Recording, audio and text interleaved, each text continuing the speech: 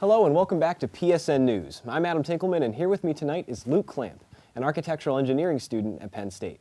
Luke, thank you so much for coming in tonight. Thank you so much for having me. Well, Luke, I wanted to start pretty simple. My first question is, what drew you to architectural engineering? So for probably 2 years or so, I had to really sit down and think about it because for a long time, I wanted to be an architect. Throughout most of my life, all of the people I looked up to, my parents, so on, I was called creative, that kind of stuff, stuff that everybody would tell their kid, but, it kind of sat with me. I love painting, art, that kind of stuff. And so for a while, I had to think between architecture and architectural engineering. And at the end of the day, what I decided was if I was an architectural engineer, I would be able to be behind the scenes more a lot. Right. So my ultimate goal at the end of the day, if I can be in a career where I can help other people, that would be perfect. So I went with architectural engineering because I would be able to help build or construct these environmentally friendly buildings, more secure buildings, better resources for your building so they don't collapse, that kind of stuff. So that's pretty much the gist of why I'm here. Yeah. And what would you say the key differences between being an architect and an architectural engineer? So granted, I haven't had a lot of official college classes for being an architect, but from my high school classes, an architect is the person that will design the building. They'll be the person that does the walls and that kind of stuff. Right. They'll be this room has this much square footage, that person. An architectural engineer, on the other hand, they're the person that calculates to make sure that the roof doesn't collapse in and hurt anybody inside. My professor, we were talking about it, and he had said that one of the biggest differences between an architect and an architectural engineer is an architect will be memorialized within the building, but an architectural engineer, if you're a mechanical architectural engineer and you're doing the AC system, you really don't want people to think about what you did for the building. Right. If you have an air filtration system that's not working right, if you think of it like a heart, you only ever really realize that your heart is there when it stops working, which is problematic. Wow, yeah. So kind of sleeking in the shadows and helping others without letting them know, really. Yeah.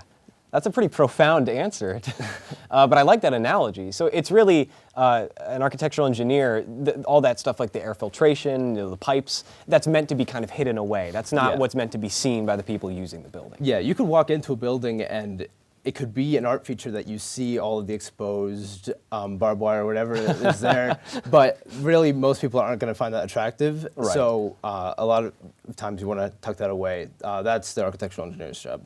And architectural engineering is a STEM major, isn't it? Yeah. So I know just from personal experience, I am a film production major. So I could never imagine doing anything in STEM. And I think there's a lot of kids that have a similar opinion. Looking at STEM majors can be a little intense. It can seem kind of intimidating. So what did you think when you were really deciding on what you wanted to do? Did you feel that kind of intensity? Yeah, definitely. To be perfectly honest, I would describe it simply as being scared, kind of, because I hate chemistry, I hate calculus, that kind of stuff. Yeah. And so really all it is having the mindset of learning the different equations and that kind of thing so that you can do what you have to do at the end of the day. As much as I don't like putting together molecules in chemistry, it's something that I have to push through. So I think really it is just a mindset of, all right, this is something I have to learn. Once it's all said and done and I know all this information, my major will start to show a little bit more. My architectural engineering class that I like right now, I love it a lot. But the other actual courses involved with it, I could live without. Yeah, right. But, good experience nonetheless. So to answer your question of would it be intimidating, I would say it depends on your mindset. It really depends on your person. Yeah.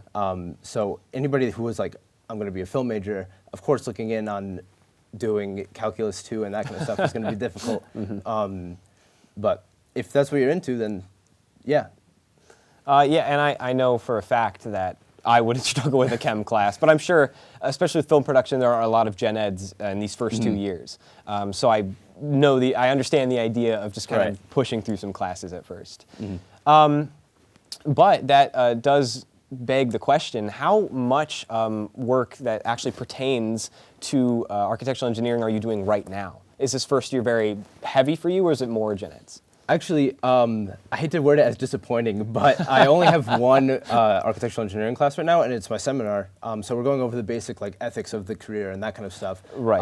But I'm super excited for the years to come, like the light lab and forensic structure and that kind of stuff.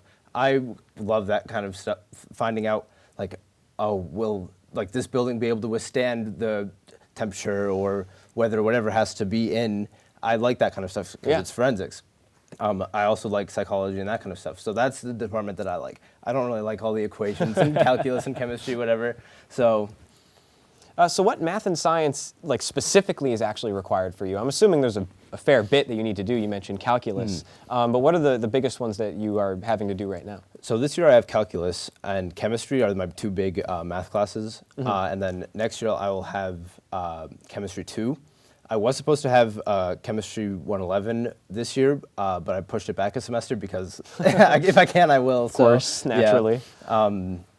But yeah, so I have that long lab next semester, which, you know, not architectural engineering, so I'll get through it. And would you say, coming into architectural engineering, you've had any hobbies or things that you've practiced in high school that have really helped you get started?